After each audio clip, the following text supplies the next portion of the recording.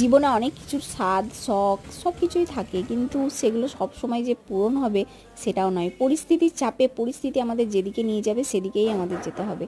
আমি কুহিনা, হাই সবাই কেমন আছেন? আমার একটা ছোট্ট চ্যানেল আমি নতুনভাবে শুরু করছি।